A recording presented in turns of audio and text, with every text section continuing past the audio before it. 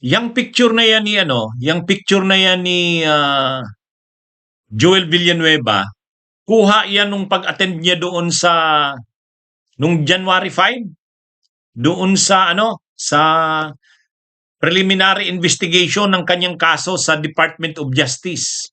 Kaya yan mga kabunyog, yan yung latest niyang picture ni itong ni Joel Villanueva.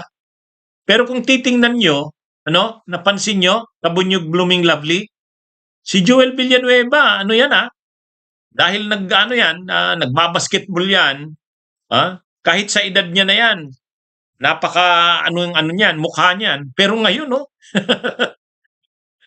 kung makikita mo ngayon sa mukha niya, mapapansin mong stress na stress, no? Kahit nakatawa yan, tingnan niyo yung buhok niya, namumuti. Tingnan niyo yung buhok niya. O, di ba? Kitang-kita mo na apektado siya ng stress diyan sa kanyang yung kaso niya na yan.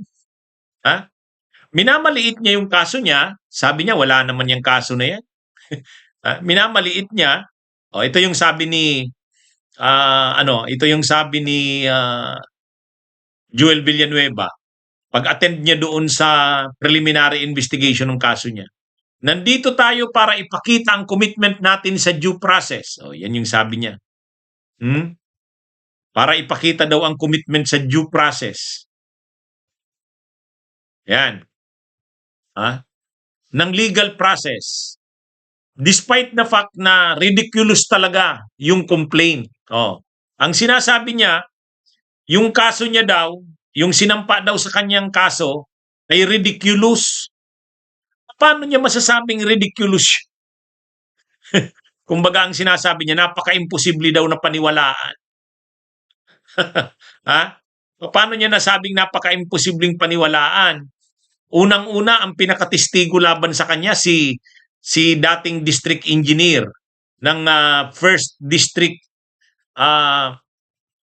Engineering Office, si Henry Alcantara. Si Henry Alcantara, kaibigan niya, tao niya yan, tao nila yan. Taga dun din sa Bukawi, Bulacan. Ay ang mga Villanueva, baluarte nila yung Bukawi, Bulacan eh. Ang mayor doon, kapatid niya. Tapos si Alcantara, yung district engineer ng Bulacan, First Engineering District, ay taga doon sa Bukawi. Tapos ngayon, yun ang testigo laban sa kanya. Marami siyang mga pictures na kasama yun, mga video, text messages. Talagang yun, malinaw naman na tao niya yun eh. At yun ang nagsabi na nagdala siya ng 150 million doon sa rest house na pag-aari ni Villanueva, ang binigyan pa nga yung alias Peng. At yung si Bryce Hernandez, testigo rin laban sa kanya kay Joel Villanueva. Paano niya masasabing ridiculous yung complaint? Anyway, ito? Actually, mabigat ang mga mabigat ang mga ebidensya talaga, ang mga testigo itong kay Joel Villanueva, Jingo Estrada, si Bong Revilla, kahit si Chis Escudero, malakas ang ebidensya kay Chis Escudero. Kaya lang, mukhang ginagamit na ni Chis Escudero ang koneksyon kay Lisa Araneta eh. Pero itong sila Joel Villanueva, si Bong Revilla, Jinggoy, talagang yung mga testimonya ni Bernardo, mabigat. At saka yung testimonya ni Alcantara, ni Bryce Hernandez. Ang palusot lang ni Joel Villanueva, hindi niya naman daw alam yung projects na yun.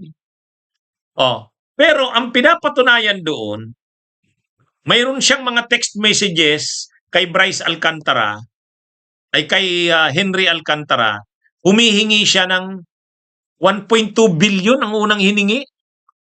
Ang unang hiningi ni Joel Villanueva na halaga ng projects ay 1.2 billion. Sabi niya kay Alcantara, sabi sa boss mo, ang tinutukoy na boss, si Manuel Bunuan, sabi sa boss mo, bigyan ako ng 1.2 billion na projects.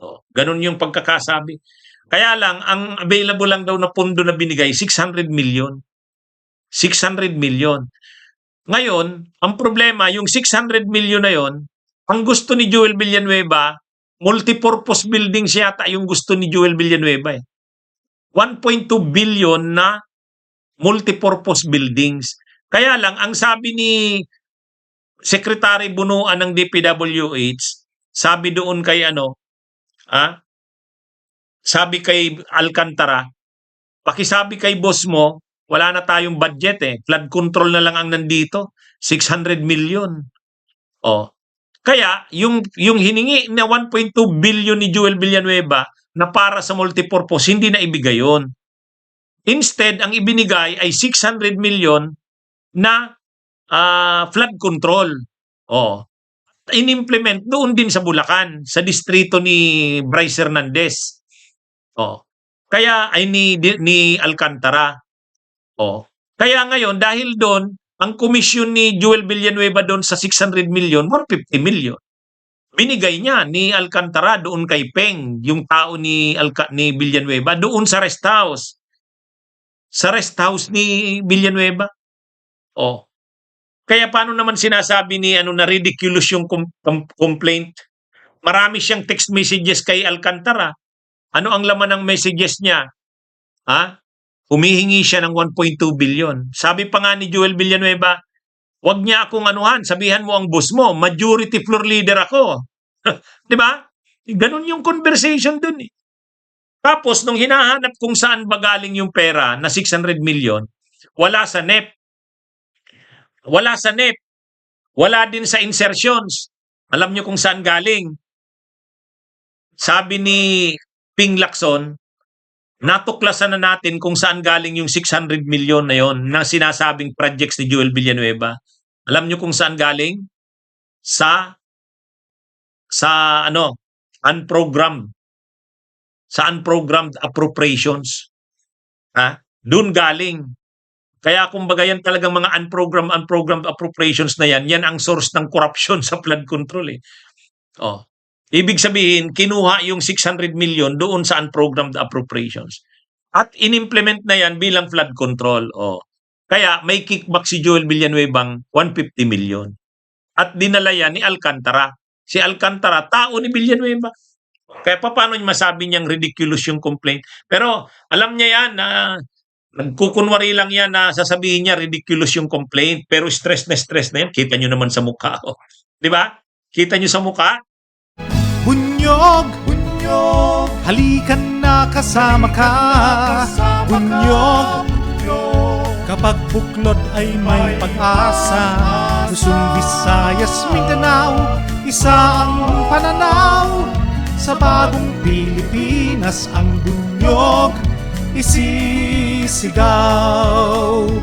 Bunyog,